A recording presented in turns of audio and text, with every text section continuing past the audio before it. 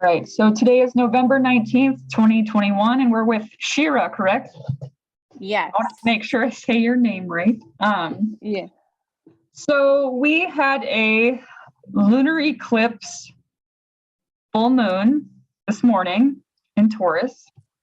So we're going to share the screen. All right.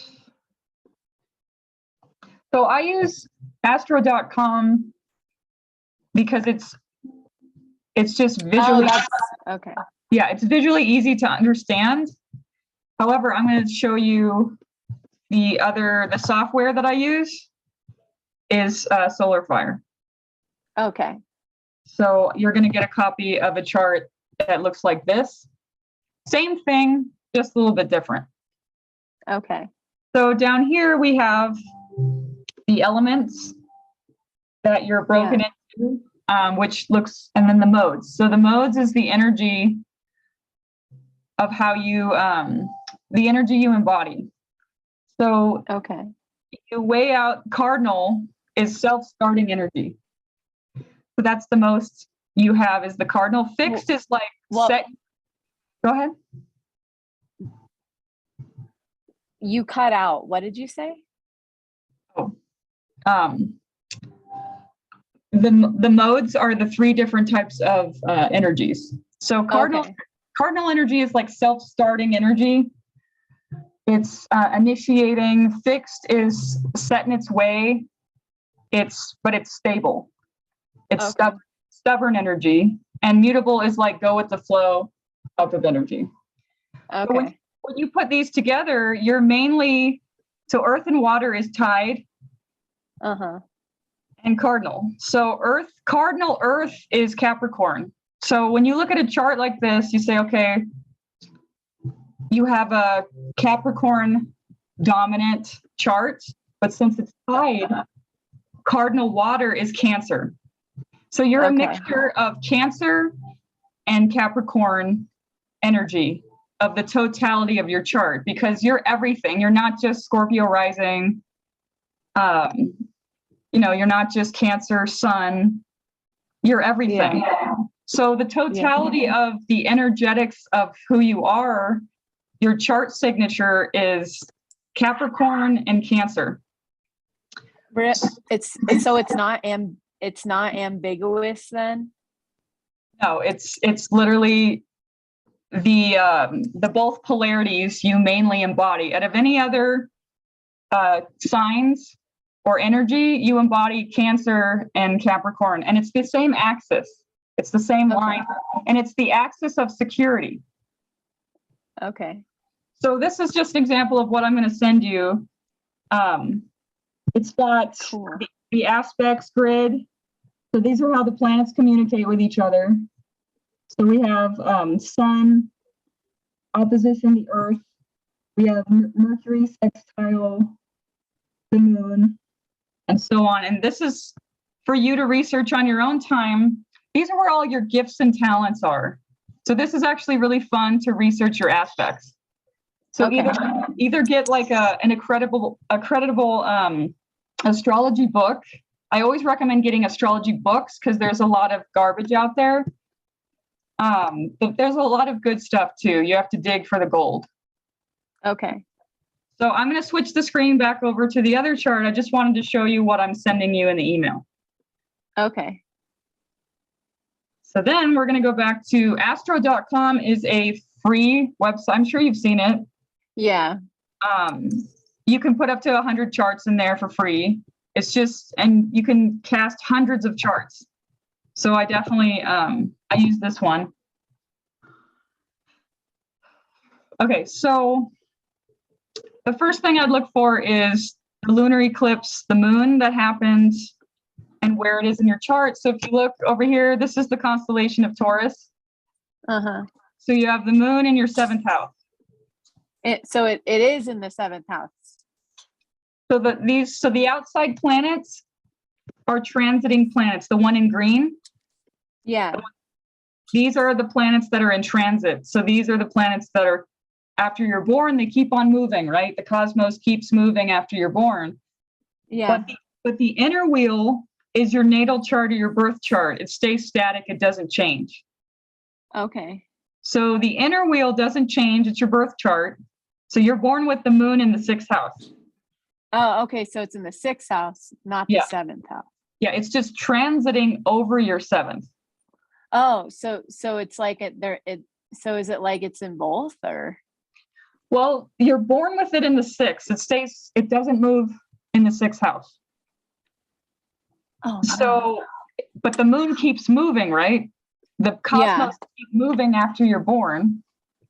Okay. So it just so happens that the moon is in Taurus where you were born. So this is a particularly important eclipse for you because it's literally in the same sign as the moon where you were born. So when that happens, Oh, really? it's a very powerful time for you. So it's literally highlighting really important emotions for you because the moon is your emotions. It's your subconscious. It's how you feel. And so it's highlighting those themes for this lunar eclipse.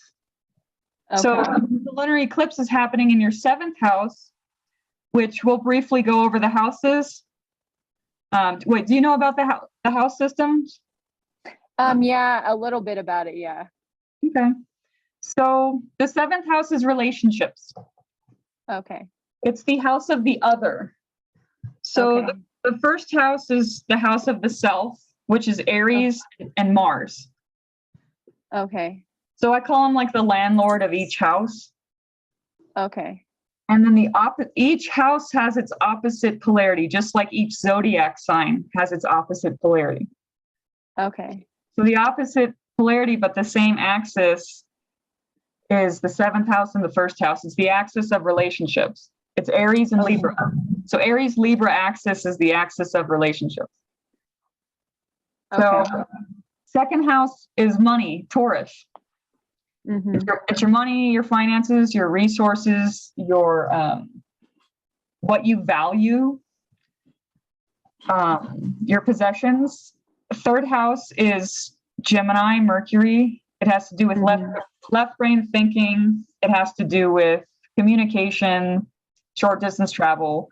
4th house has to do with Cancer and the moon, which is your sun sign. So I would say like you're the landlord of the 4th house. Okay. So the 4th house is Cancer and the moon. And the mother, it has to do with your house and home.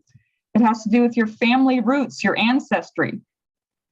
It's not just the 4 walls you live in, but your body is your home. It's the to your soul. So the 5th house is Leo and the sun. It's children, creativity, play, romance. It's the fun house. Amusements like theater and plays and concerts, gambling and sports is the 5th house. 6th house is the house of Virgo and Mercury. It's your health. Okay. So, and notice briefly, you have planets that are scattered. That's called the splash chart. And when you have a splash chart, it means your soul isn't here to do one specific thing. Like if all your stuff was in 2 houses, your soul would be really focused in this part of the chart, in this incarnation. Okay. But you have a splash chart, so your soul wants to experience many different things. Oh, of course, yeah. That sucks. It's not really. It gives variety. Yeah. So you have the moon in the 6th house, which is the house of health, your health. It has to do with routines, small pets. It has to do with being of service. It has to do with your jobs. Your 10th house is your career, but the 6th house is the jobs you have. So with the moon there, you have a direct link between your emotions and how you feel in your body. So healing your emotions heals your body. Okay. So the more you express your emotions, it leaves the body. With the moon in the 6th house, because 6th house is Virgo, Virgo is an over analytical placement. So Yeah. you could actually overanalyze your emotions a little bit too much instead of actually feeling them. So your job is to learn how to really feel and process emotions, so they leave the body and not ever shove them down or suppress them or reject them, but actually allow yourself to feel them. So there's a direct link between your health and how you feel. Okay. So the seventh house again is relationships, the other. It's the house of mirrors. We're all mirrors for each other. Okay. And this has to do with your romantic partner as well. All one-on-one relationships are the seventh house. Okay. So you have Venus there. Oh, And really? so Venus in the seventh house is at home with itself. It loves the seventh house because Libra is ruled by Venus. Seventh Yeah. house is Libra and Venus. So it's at home with itself, meaning it's exalted, it's harmonious there. It loves it in the seventh house. Oh, okay. So you are a person who wants harmonious relationships. You want everything to be peaceful and harmonious in your life. And you have natural delegating and mediating abilities. Okay. You're also,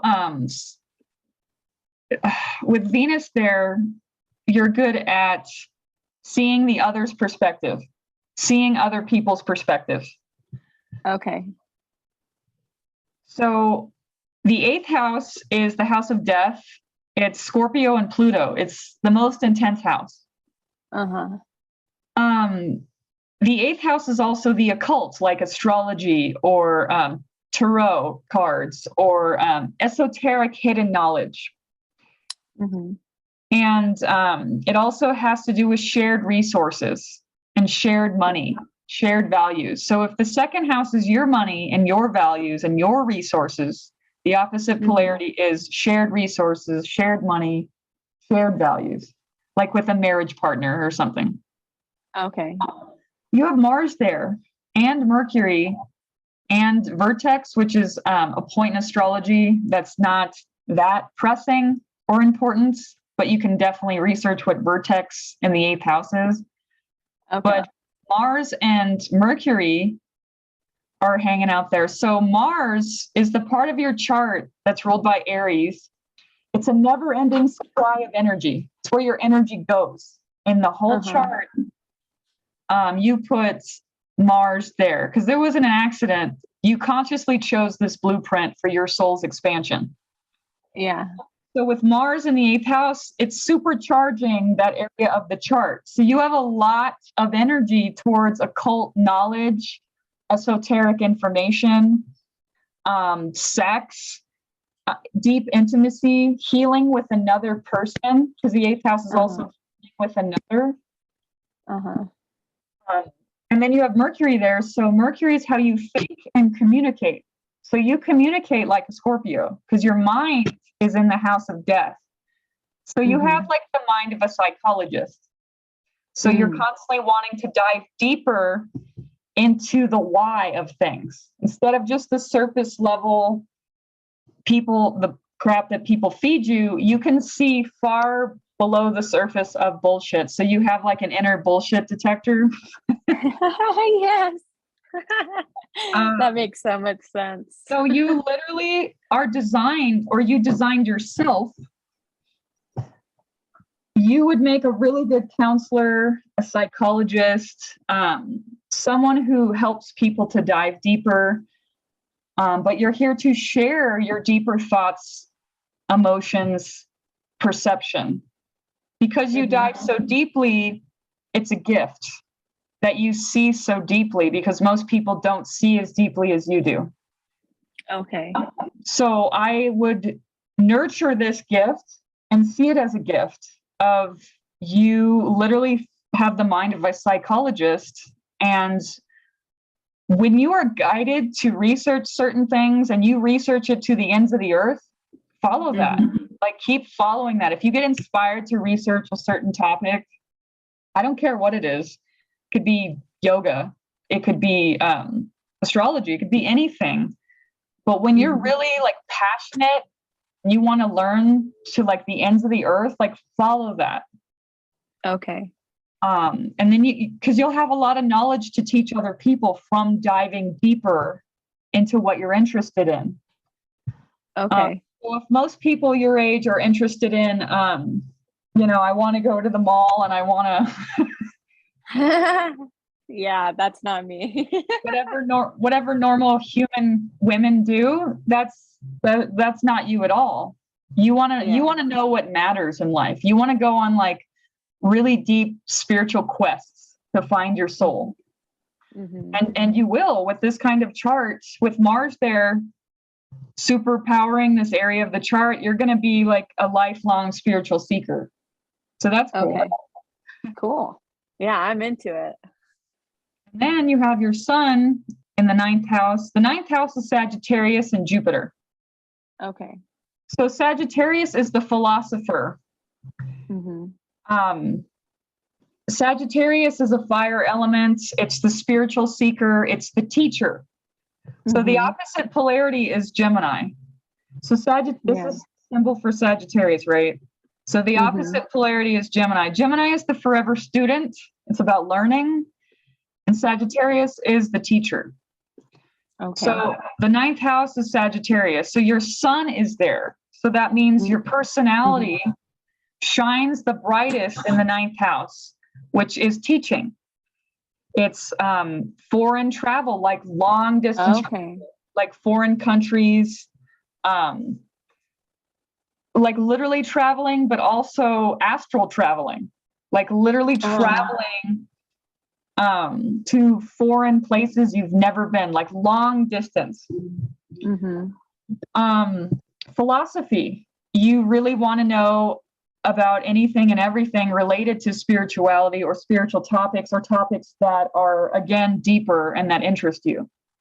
Yeah.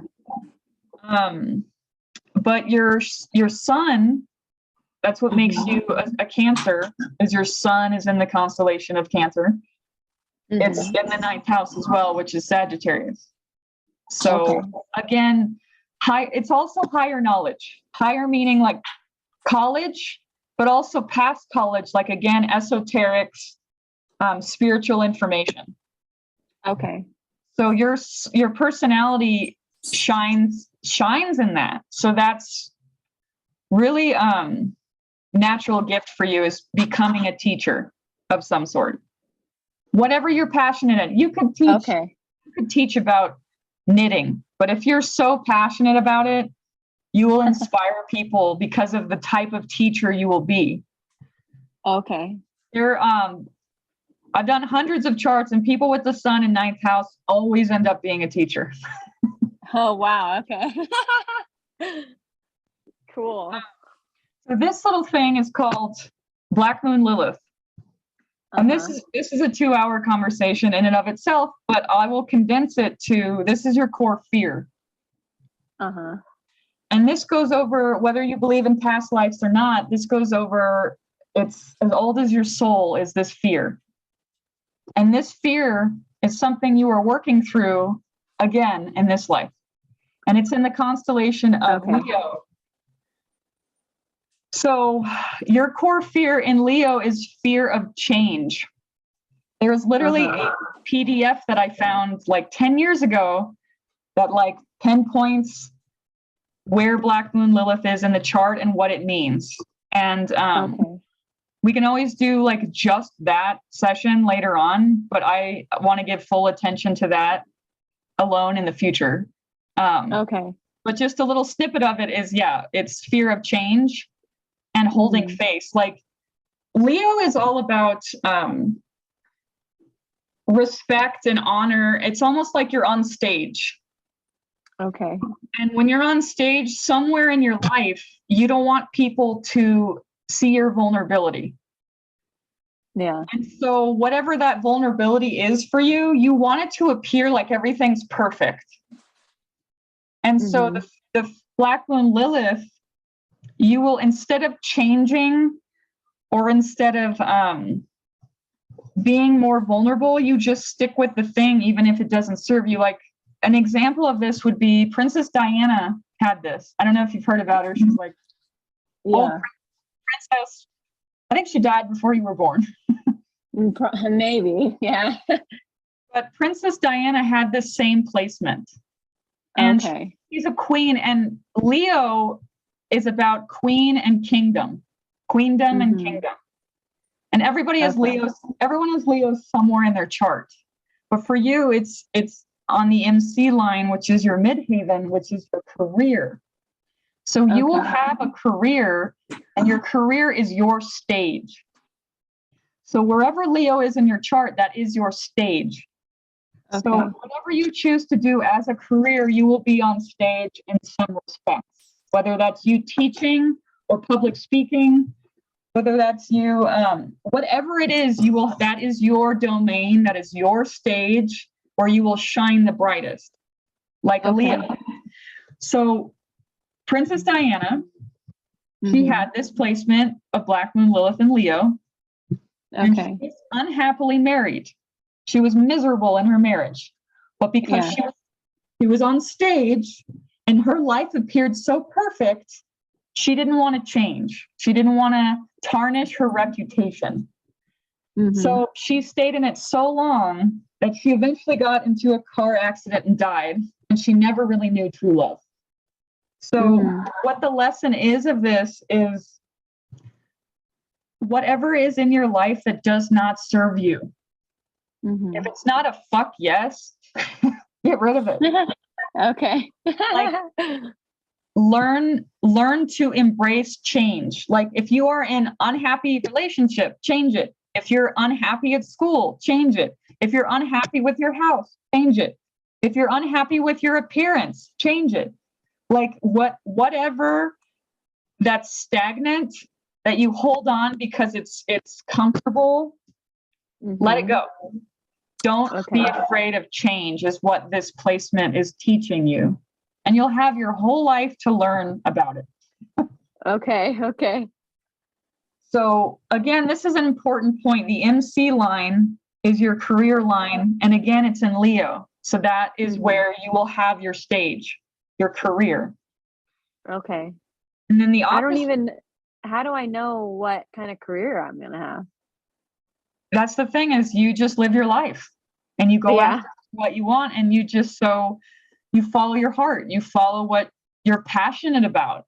And eventually, like that's why I said it could be about knitting. It doesn't matter. If you're passionate about knitting, that's your stage. Every single Yeah. person, if the world followed their passion instead of followed the money, the world would be a better place. Yeah. So follow your passions and it will eventually lead you to having that as a career, like a hobby, like turning hobbies into a career. I mean, this could deal with children too, working with kids, because Leo is the forever inner child and it rules them. The fifth house is also children, which is Leo. So children, creativity, and play. So this is also making a living based off of your creativity. Oh, okay. So who knows what it'll be, but following your heart will get you there. And you'll look back and be like, yep, my career is literally my stage. It's literally what I'm most passionate about. So, some people, they don't care about their career. They care only about their family. But for you, this indicates that your career is going to be very important to you. Okay. Okay, so the 10th house is Saturn and Capricorn. Okay. Capricorn. So the 10th house is the father. It's authority. It's you in the outside world. So the opposite polarity is the 4th house, which is the mother and the moon. But the 10th house is the father and authority. It's also connected with the midhaven, which is career. So 10th house is connected with the MC line, which is your career. It's the house of career. And notice this looks like an X-Men symbol. Okay. This is called Pars Fortune. Yeah. So notice the word fortune. Yes. So this is your lot in life, is your career. And it's in the constellation of Virgo, which is jobs and work. So Okay. your work and your career is your lot in life. You're lucky in areas where you just find what you like to do and you do it well. Uh-huh. If when you get to, how old are you? I'm 25. Nice. So there's something called a Saturn return. Have you Mhm. heard about that? Yeah. Awesome. So Saturn, let's look at Saturn for a second. So Saturn's right here, Yeah. In the 5th. and it's in the 5th house. Let's see, what else do we got here? Aries. So it's in 7 degrees of Aries. So when Saturn returns, meaning it takes about 27 to 30 years for Saturn to go all the way around the zodiac back to its original degree and place where you were born. Mm-hmm. So Saturn right now it's getting closer, right there. Yeah. Yeah. In 2 years, Saturn, it's about like 2.5 years, Saturn will move into Aries. So when it's way over here Okay. and it conjuncts your natal Saturn, Mm-hmm. it's a maturity period. So everybody that's like 27 to 31 goes through a period in their life where they mature. So the 400,000 things you want to do when you're younger, you want to do everything and anything because you're here to experiment. That's natural process of life. But when you're 27, Saturn goes, hey, remember what you came down to planet Earth to do? I'm going to get you focused. I'm going to help you to focus on what you came down here to do. So it's the planet of focus. It's the planet of maturity. It's serious. It's a serious planet. Nobody likes Saturn. Mm-hmm. But without structure, there'd just be chaos and nothing would be built and nothing would be accomplished. So Saturn is a very necessary planet in the cosmos. So before you came down here in the spiritual dimensions, Saturn is like, okay, I'm going to help you accomplish your goals in this lifetime. And to do that, I have to put you through a maturation period. I need you to mature. Yeah. But when you're 27 to 31, it is a very hard time unless you can allow and not know what you're here to do. Like that's the pressure is, what am I here to do? Like before you're 27, before you're 31, it's almost like an obsession with what do I come here to do? What am I here to do? What is my career? What should I do? Yeah. You're obsessive about it. But I'm telling you, that's going to create nothing but pain and suffering for you because you're not going to know until you're 31, 32, until Saturn leaves. Okay. So when you're 27 to 31 and there's a pressure to figure it out and know what you want to do for the rest of your life, stop yourself from going there and just allow. Surrender is the key word. Surrender. People die in their Saturn return constantly. This is why we're having this conversation. It's a very serious time. Yeah.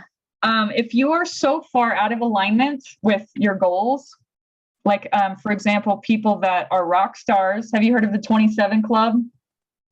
Oh, yeah. Yep. That's referring to Saturn return. People are so far out of alignment with their path, they die and they have to check out and start over.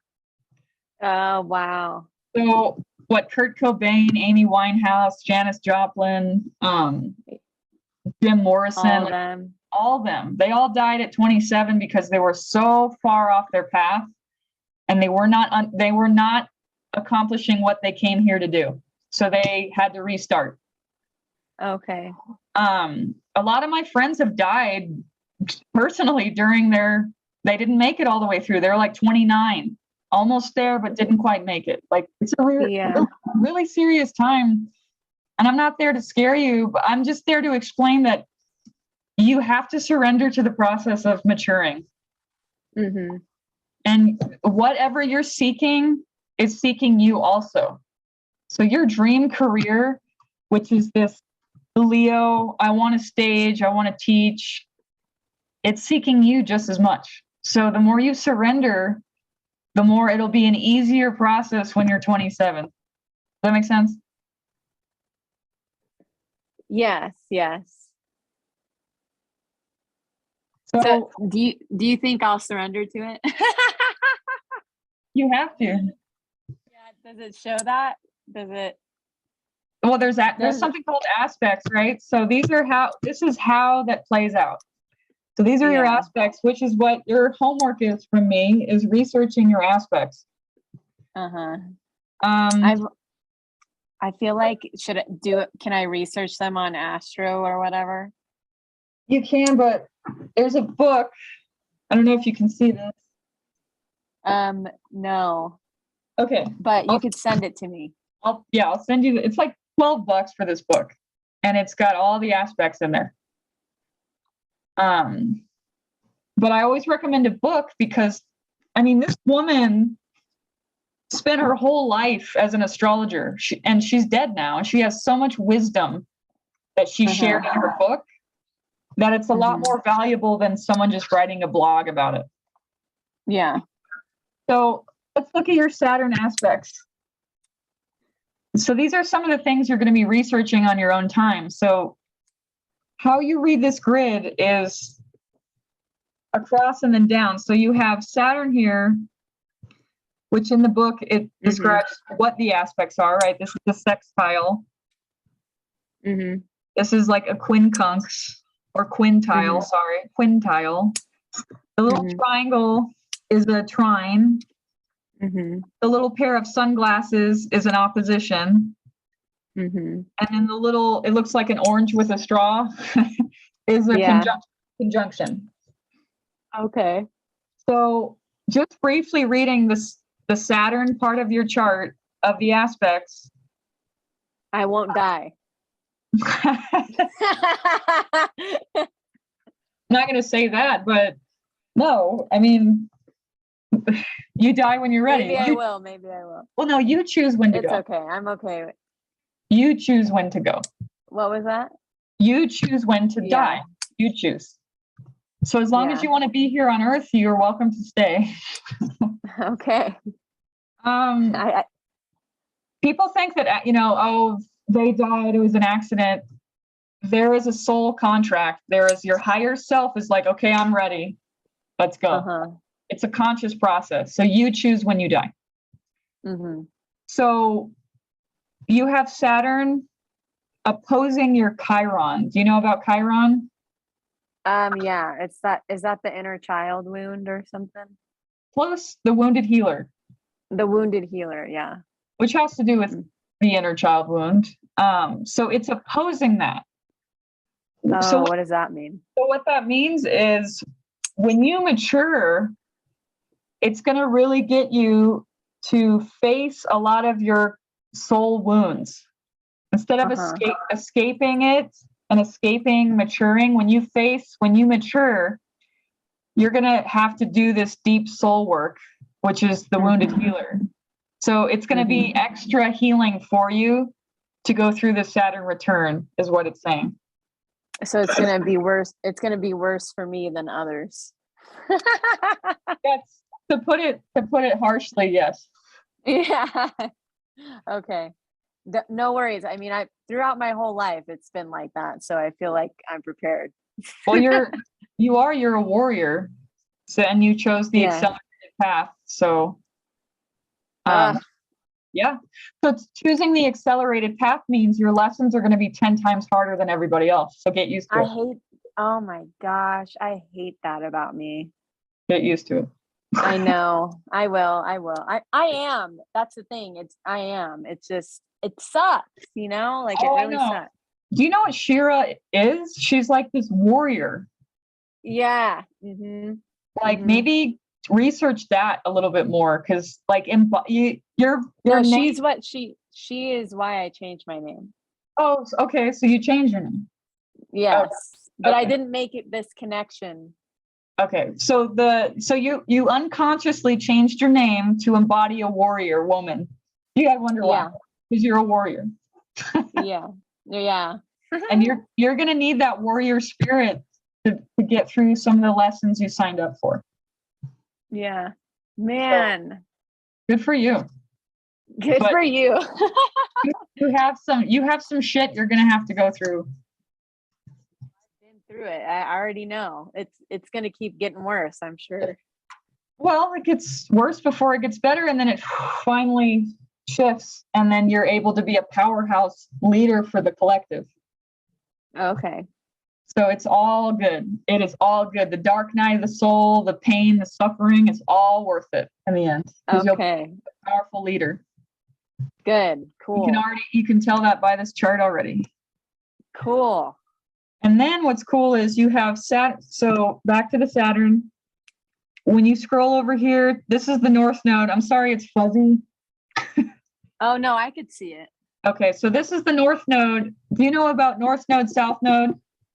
Yeah, is that the place that you'll go to? Is that what it is? Okay. Yep. So it's the dragon's head is called the North Node. It's where your soul is headed. Okay. So let's look at your North Node. So this is the South Node. Uh-huh. And the North Node is in Libra. Okay. It's conjunct your Chiron. Haha. So Ha ha ha.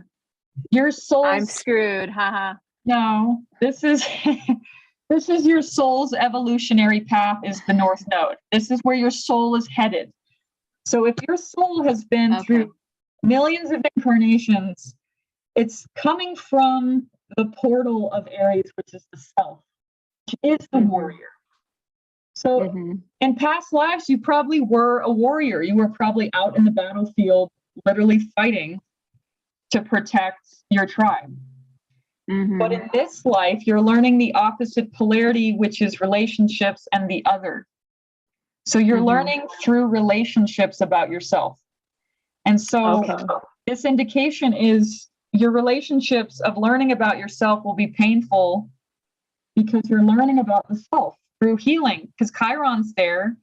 Chiron is a wound in relationships with Chiron in the constellation of Libra. It's a wound in relationships. So it manifests your whole life as this is where the wound happened. This is where the wound will come in. But when you really work on this and heal, because you don't start working on your North Node till you're 30. Okay. Truly. I mean, you're ahead of the game, but you don't truly start working on the North Node until you're 30, when you're almost out of your Saturn return. But the wound here, again, this is where the wound came in, is through people. Yeah. But it's also how you heal other people. So when you start to heal your trauma, you start to manifest people where you have the tools and the wisdom to help other people through the same thing. Okay. So you'll have your whole collective of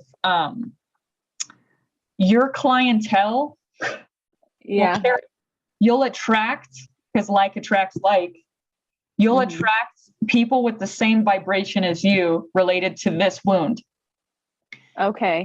And so when you're healing, you will have the tools to help this collective of people that are also healing the same stuff. And what's really cool is you have Chiron in the 11th house. The 11th house is Aquarius and the community and the collective. So your wound is a collective wound. So literally you're designed it's a collective wound? Yeah. Collective wound. Okay. So you're literally Sorry. No, you're good. So you're healing for the whole collective. Oh, okay. You're healing something massive because you're not just healing your own shit, you're healing pain for the whole world. So that's heavy. That's a lot of healing. That's a lot of pressure to heal, but it's also a great gift because you have the power to hold space for groups of people, like doing group circles Like everyone has the same wound. Whoever shows up to your circle, guaranteed everyone's going to have the same wound as you. Yeah. And so groups of healing and groups of people is important for you. This also indicates that, you heal yourself in groups of people, like ayahuasca journeys or. Oh, I haven't tried all that yet, but you will. Definitely. Yeah, I'm sure I will. I'm like, with this kind of chart, with the 8th house stuff, I'm sure you will. Man, but like, I'm screwed. No, you're gifted, but it's hard.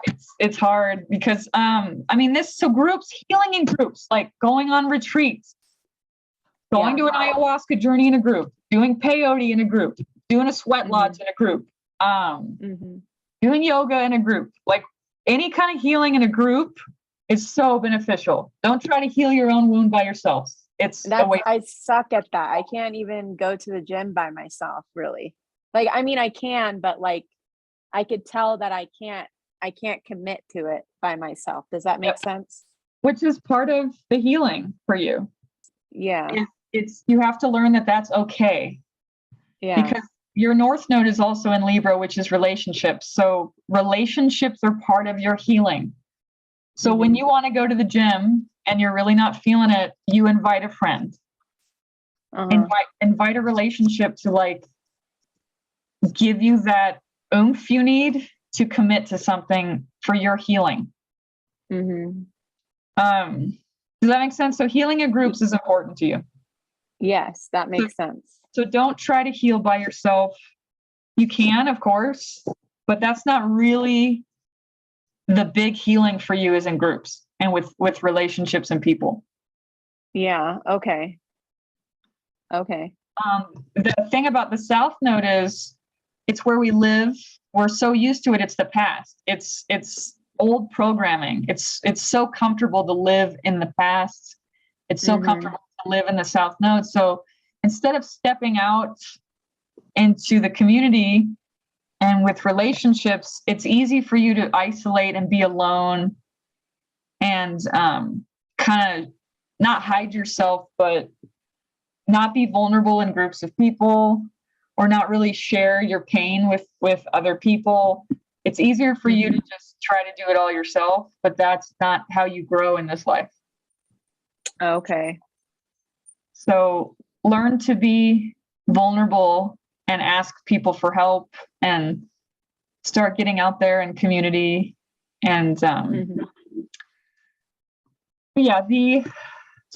house, Aquarius, Uranus, community, networks, groups that you belong.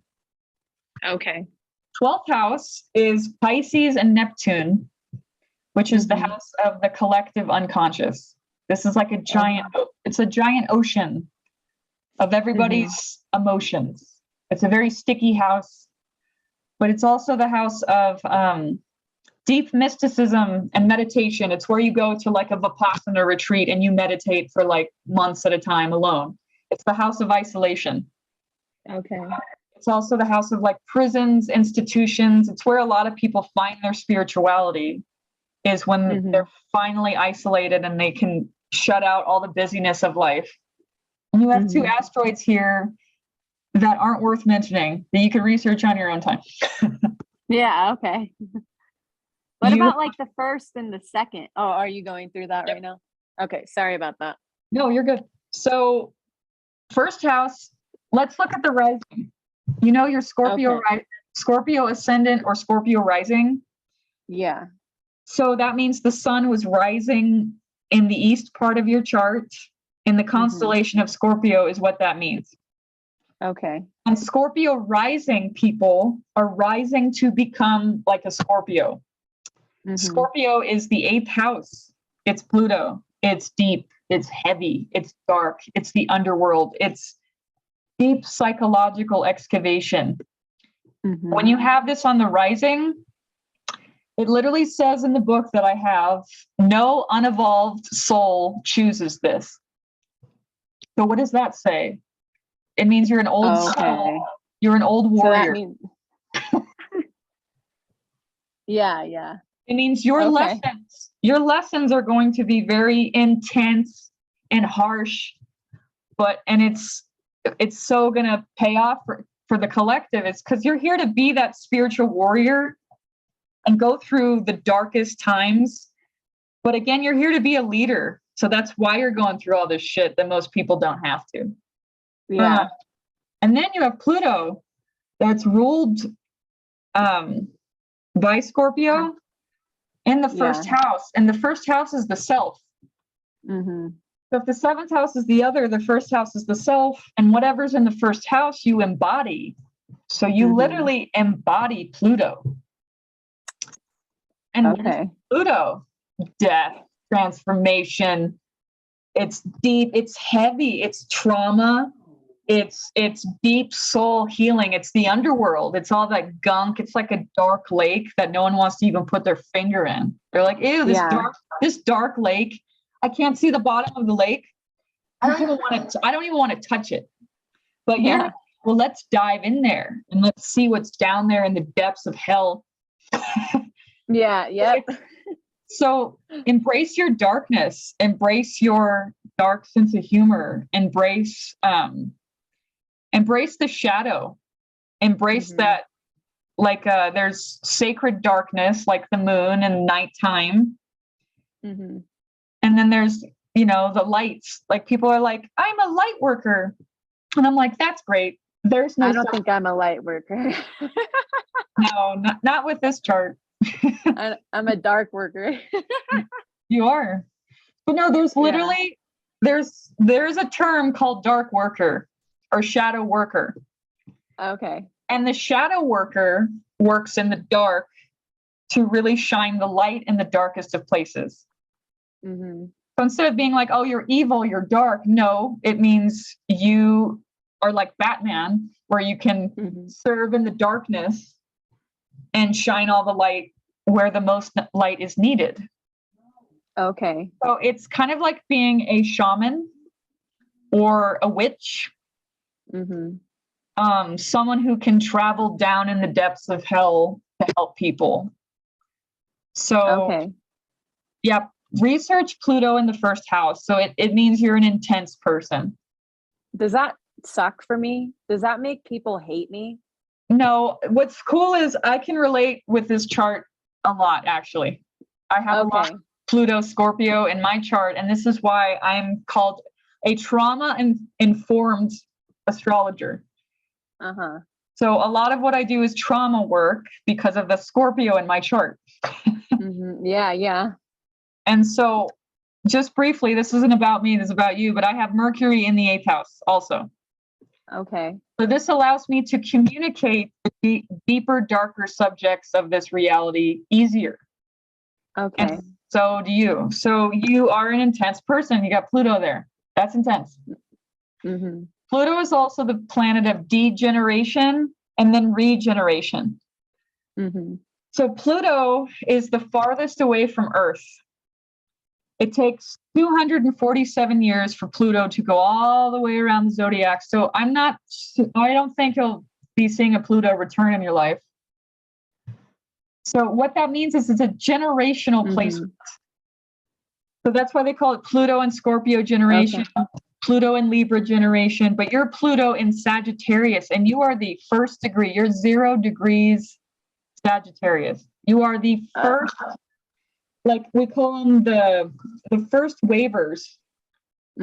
So everybody that had 0 degrees Pluto in Sagittarius, you are initiating that energy, the new energy of Sagittarius, which is truth. So your whole generation born in Pluto in Sagittarius, it's about a 14-year transit. And all the kids nowadays are Pluto, because Pluto's here right now. So all the kids born today are Pluto and Capricorn kids. And they have their own patterns to work through. They have their own collective thing that they're transforming. Okay. So for you, your collective, everybody born between 1995 and I think 2002, or no, 2000, no, it's 2020, I think. has Pluto and Capricorn, or sorry, Pluto and Sagittarius, and all of you embody truth. Okay. All of you are, whether you're conscious of it or not, are here to transform what truth is. You're here to really shine the light in the darkness, what is a lie, to show what the truth is. And so you trigger a lot of people, or you piss off a lot of people. Yeah. Because the energy is shining the light on what is bullshit to uncover what is truth. And so your entire generation is intense because it's here to really uncover what the truth is, and not just like subjective truth, like I love the color red. No, like universal truths, like really big, like higher truths, universal truths that all of you are uncovering for the collective. So does that make sense? Is your role in this whole generation is to heal and uncover truth. That's your job here. And you do that by loving yourself. That's it. I mean, it sounds simple, but that's the journey is really about self-love and getting to know yourself on a soul level. And loving myself, even if I do stupid shit. Yeah, all of it. Love all of it. Love the darkness. Love all the shit you hate about yourself. Yeah. Love all of it. Love your darkness. Yeah. Love your issues. Love your trauma. Love your dark. Just love all the shit that's unlovable. And speak my truth, I'm assuming. Please. Yeah. Do the world a favor. We need more people like you to speak up, because people that are speaking right now should shut the fuck up. Like you're so right. The old generation needs to just die, in my opinion. They have a lot of bullshit that's just coming out of their face that has no substance. It's all fear, control, manipulation. So if people like you were to speak up and speak your truth, the world would be a better place. So please use your voice. I will. Regardless of anybody tries to shut you down, you stand in your truth. Stand in that Pluto and Sagittarian truth, and you will get support. Okay. But good, because I was gonna tell you, like, I recently spoke my truth, like, on TikTok, and it has like over 4 million views now. And the shitty thing is it's a ton of people in the comments trying to diagnose me with schizophrenia and all of this other shit that's just not true. And like it's like I'm debating so hard. I should just delete it. Like I should just delete it, screw it, like blah blah blah blah, because I feel like I'm embarrassing myself, or people won't take me serious now, or this and that, like with that black moon. What is your truth? What is your truth? Damn. Well, like, what truth did I share? No, I mean, like, does that feel right to you by deleting it? Is that your truth? Because that doesn't feel right. No, it doesn't. It only feels right to make others. It only feels right to make others not think of me as lesser than. Does that make sense? Well, or like this is where your Black Moon Lilith is playing out. Yeah, this is your stage. You've created something for the public to see. You've created it. It's a creation. That's Leo, creativity. But because people are accusing you of something and it's making you be perceived as something you're not. Yes. Is the fear.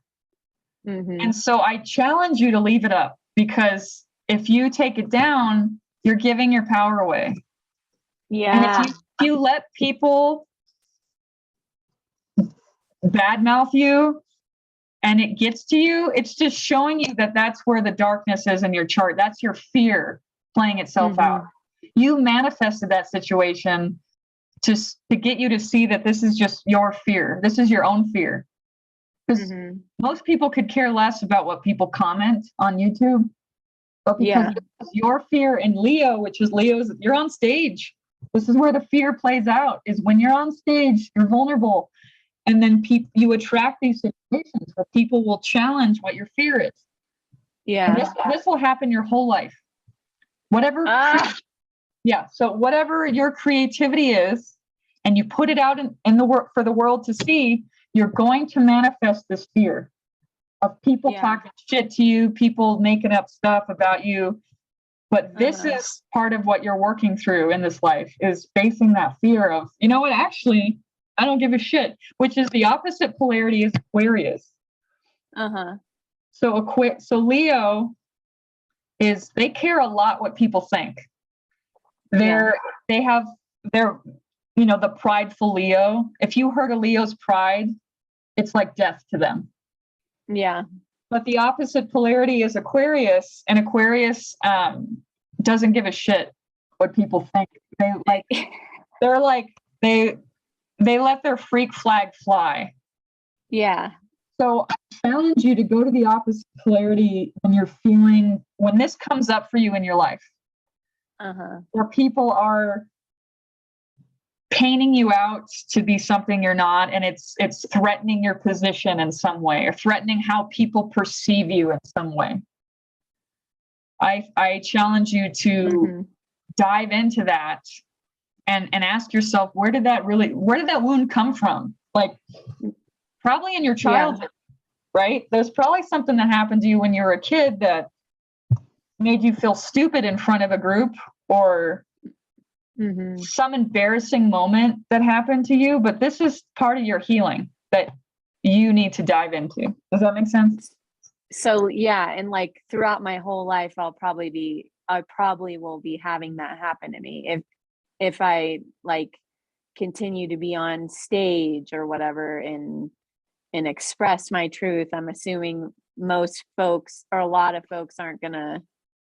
So I just have to be okay with the fact that people aren't going to perceive me the way that I would like to be perceived, and just keep on going, even if it sucks ass, I guess. Even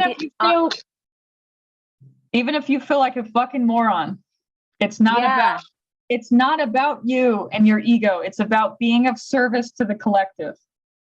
So if your message, you've heard that term, if you get nervous, focus on service, like your message on TikTok, or your message in general that you put out in the public, it's not about your ego and, oh, my ego needs gratification. But that's what that is Leo is very egotistical too. And so think about it that way, is, why do I need gratification? Why do I need people to like me? Why do I care? Yeah. So that's part of the wound, is it's not about you and your little ego. It's about being of service to the whole. So if you have a message that's powerful and there's truth there, and people are telling you look schizophrenic, it's not about you and your ego it's about being of service and the message itself. Does that make sense? Yeah, no, that makes sense. Because obviously there are folks that really see me and are hearing me, and but most of them aren't, but I could see that what you're saying with the collective stuff, because it is playing a part in folks who are seeing me, if that makes sense. Yeah, because your message in life, whatever your message is, which is truth, because you're Pluto and Sag, people will have ears to hear you and eyes to see you. And everyone else that doesn't will make some stupid comment, because they're literally blind, and their third eye is like, they literally can't resonate with you. And they're just playing a role in your life to get you to see your own fear. That's all they're doing. They're literally just playing a role. And so you can thank these people. You can go, okay, thank you for showing me where my fear is. I don't need this lesson. Because as soon as we recognize the fear and we shine the light on it, it's kind of like the analogy of, our fear is like a giant T-Rex. The mind makes shit up. Fear is not even real. It's an illusion of the mind. Mm-hmm. And as soon as we turn on the light of awareness, the giant T-Rex turns into a little cricket. Mm-hmm. So every time someone talks or says anything bad about you, you can thank them for showing you the mirror of where the fear is in your life. Well, thank you for the lesson. Thank you for showing me what I need to work on, because this is not my truth. I'm not schizophrenic. I'm literally just expressing myself. Yes. Who cares if you were schizophrenic? Like, yeah, I know. Like, who cares? Yeah. Who cares? Yeah, you're so right. Yeah. Okay, so I think we did all the houses. Oh, not the second one or the third. Okay. So second I don't house, know if we went through the fourth either, because that one's empty. Well, we did this because well, let's start at the second. So the second is Taurus. Okay. It's money. Okay. It's your resources. We touched on it very briefly, but the second house is your resources, your finances, your material possessions, your values. What do you value? If you're on your deathbed and if you're at the end of your life, what did you value in this life? Did you value money? Did you value relationships? Did you value a car? These are things the second house asks you. It also, you have Jupiter there. So Jupiter is the planet of luck and expansion. So you're lucky with resources. You're lucky with money, whether you feel like that or not. You're lucky with material possessions, but resources can come in the form of friends, of support from people, of something you need, like a car, a desk, things like material items, but your luck is there with resources and money. So you'll always have resources, money, people that will support you. Okay. The third house is Gemini and Mercury. Okay. And Gemini and Mercury rule the left brain. The third house, if the ninth house was long distance travel and teaching and Sagittarius, the third house, the polarity is learning and short distance travel. So learning, you got two things here in the house of learning and short distance travel. It also has to do with siblings. It has to do with your neighbors. Short trips, like going from Flagstaff to, the nearby town kind of thing. Yeah. So you have Neptune there, and you have Uranus. Neptune is the ruler of Pisces, and Uranus is the ruler of Aquarius, which is at home with itself. Okay. So Uranus, because it's at home with itself, again, it's exalted. So it's more powerful there. It's like, all right, I'm in my home sign. I'm supercharged there. And then Aquarius it's not air. It's more like electricity. These are electrical waves. Okay. So Uranus is the planet of awakening. It's literally the planet, wherever it is in your chart, is how you awaken. So your awakening comes from learning. Okay. Your awakening comes from little short trips here and there. Okay.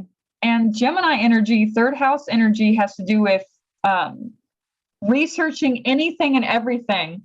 Like Gemini people in general are like the jack of all trades, master of none, because they're interested in everything and anything. So one minute they're passionate about this, the next day that's that energy of how you awaken. It's like you are here to dabble in everything.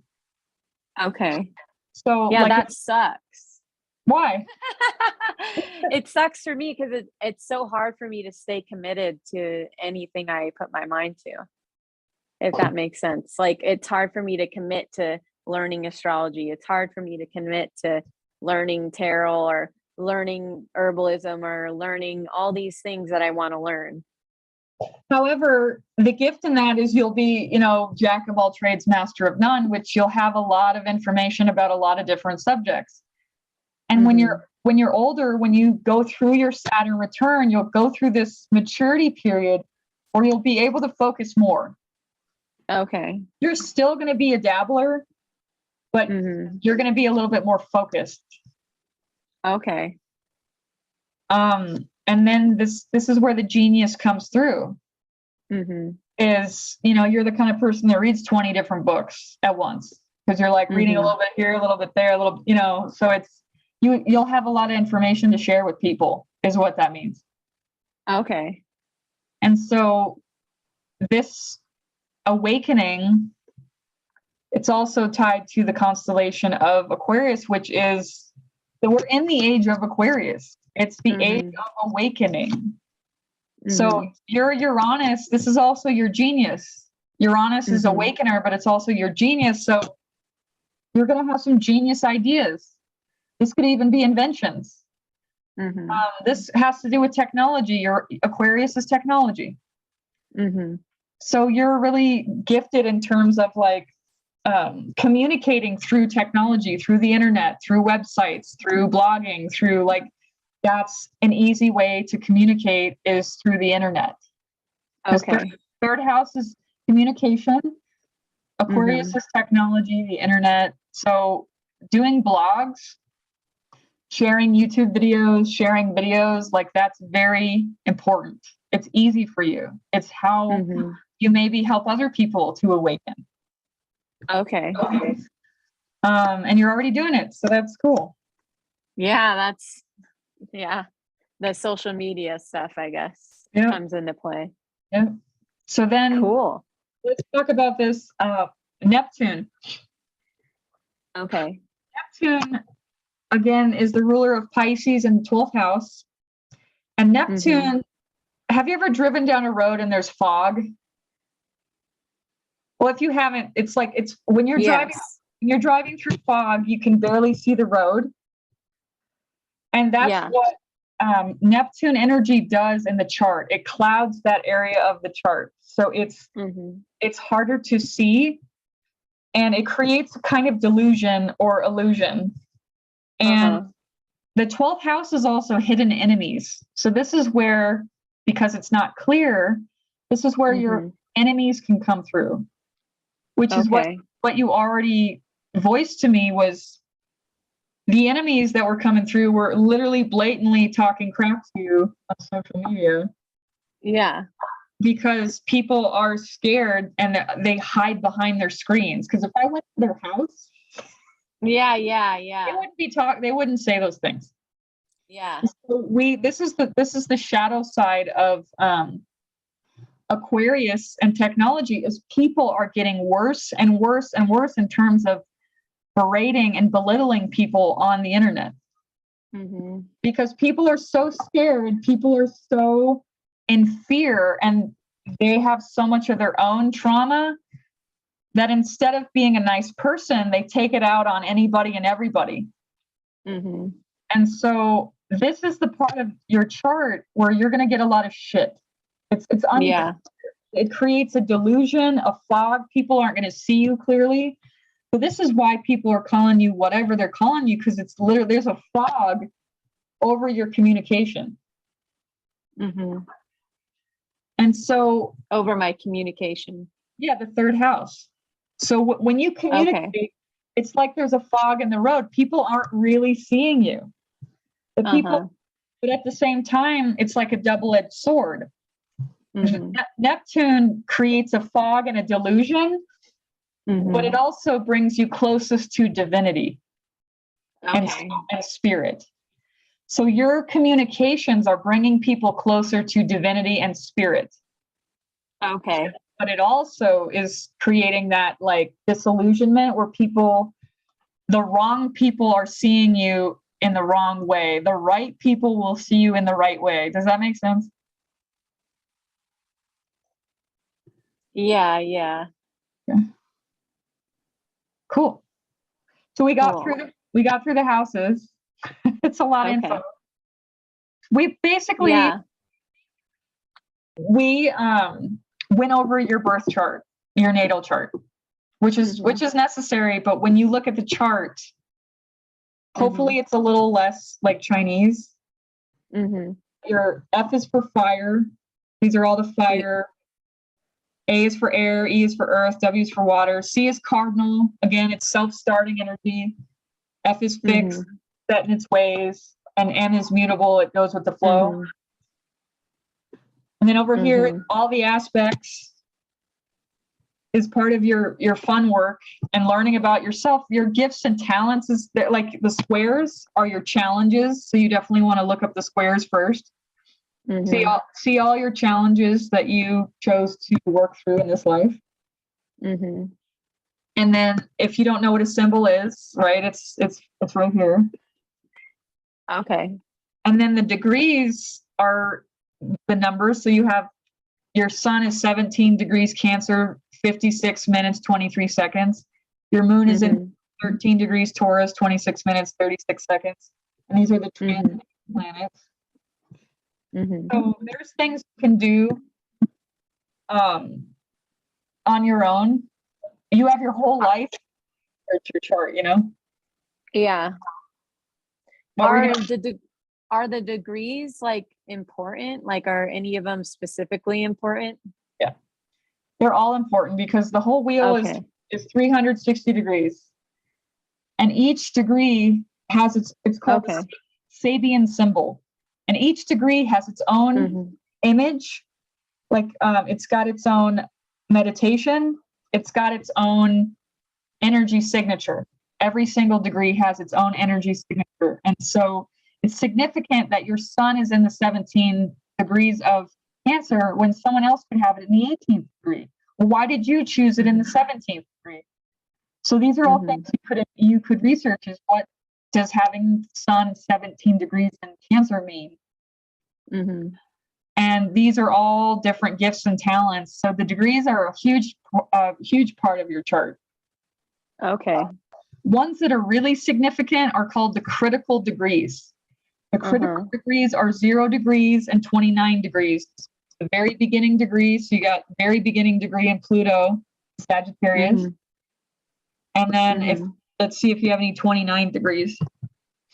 I don't think I do. No, I don't see it. So the 29 degrees is a closing phase. You're almost done with that chapter.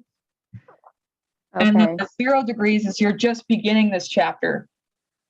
Oh, okay. So people with a lot of so people with a lot of 0 degrees are just beginning something. And people with a lot of 29 degrees are ending something. But you have like a lot of your stuff's in the middle, like 12 degrees, 19 degrees, 16. This Pluto is significant. So I would definitely research the 0 degrees of Pluto because it's a critical degree. But at the same time, research it all. Get it all. Okay. There's another book called the Astrological Mandala, and it says the cycle of transformations, and it's 360 degrees symbolic phases. That's an amazing book for researching degrees. It's all about degrees. Okay. Okay, so I think I'm going to leave it at that. Otherwise, again, the lunar eclipse is in your home sign of the moon in Taurus. So this month is important for you emotionally to really harness your own power and to step into yourself and really feel at home with yourself. And Taurus, the moon in Taurus has to do with self-care too. Like we work our asses off to embody truth. And with that comes a lot of harsh resistance from the outside world. So it's important this month with the lunar eclipse there, it's reminding all of us, especially you, the importance of self-care. So this month, take the time to get a massage. Take the time to take a sea salt bath. Take the time to do some healing, some self-care, like get your hair done, get your nails done, like whatever self-care is for you, like practice more of that this month and just give yourself love. Self-love is important this month, is what this lunar eclipse is speaking. Okay. Other than that, do you have any burning questions? Um, do you know, if I'll, like, one thing I always like to ask, do you know if I'll have kids or anything? Can you see that in there? Well, you look at the fifth house for that. So fifth house is children. You have Saturn there. Uh-huh. Saturn, wherever Yeah. Saturn is, it restricts that part of the chart, but it makes it more important. Uh-huh. So it makes you focus in that part of the chart because Saturn's helping you to focus. So that could be a double-edged sword. It could be you're restricted with having children at all, or it could be you're very focused and you want children so badly. And then you have the south node of the moon. So this could be where like past life children come in. Like when you do have children, you know these children from a past life because this is a past life. It's a past life portal. Okay. So let's see. You have Juno, and so this is Juno. Juno is like a marriage, the type of person or the type of person you want to marry. So this is harmonious in terms of having children with somebody. Okay. So it's so the chart indicates those two possible things is you have children and you know these children from a past life, or Saturn restricts you altogether and you choose, when you get older, you choose not to have kids at all. So it could go either way. But notice here you have Chiron there. Chiron's transiting over the fifth house, so there's a wound there. It's uncovering a wound. So this could be uncovering childhood issues. Maybe uncovering the fact that you don't have children and you really want children. It could be uncovering the fact that maybe you cannot have children, but it's the wound. This is something you could research too, is Chiron transiting the fifth house. Okay. It's completely different than having Chiron natal your fifth house. It's just transiting over your fifth house. Okay. So this, I mean, it's almost touching your south node right now. So there's some karmic past life wounds that are coming up for you that will come up for you because it's got like a week to go. Okay. And so there's some karmic situations that will come up from past life that need to be dealt with and cleared out so you can move forward. And then Venus in Capricorn, it's going to be there for 4 months. Okay. And then we're going to go through a Venus retrograde. So the Venus, every time there's Venus retrograde, that brings in past lovers, whether past life lovers, old lovers, but it's an end to a karmic cycle. So if you dated someone and you left the door open and there was no closure, they come back into your life to close that. And this could literally be past life lovers come back into your life. So for the next, So for the next 4 months until March 2022, Venus retrograde will bring in situations related to love and intimacy, but also how we love ourselves. So just know that that's going to be like a primary lesson for the next 4 months for all of us is how do we love ourselves, or what kind of love do we really want? We're getting really clear on what type of love relationship I really want. It's a great time to make a list of all the fuck yeahs and fuck no's. Like, no smoking. Or yes to, I need someone who loves nature. Those kinds of things. Like getting really freaking clear on what kind of partner you would love to draw towards you. And you have I do have a partner now who I feel like is my soulmate. Nice. But like before I went through multiple relationships and I never had felt like any of them were my soulmates. I think I would lie to myself. Yeah. Yeah. But so basically I should deny all my past lovers that try to come back into my life. Beat them off with a stick. Yeah. But also this retrograde will reevaluate your own relationship. Like Okay. reevaluating it in a good way too. Like Okay. we're gonna do some healing together. Mm-hmm. It's not all retrogrades are not bad at all. They're reevaluating things. Okay. So it's getting really serious on what you guys both want. It's getting more Okay. clear on something maybe you need to heal together.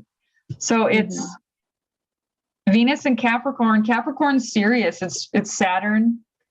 Mm-hmm. So Venus there, you're getting really serious and clear about what you really love about your partner or what you need to heal of each other about. Mm-hmm. So yeah, so just Okay. look out for that theme. But yeah, I'm gonna leave it at that, and then Okay. I'm going to stop the recording. Okay.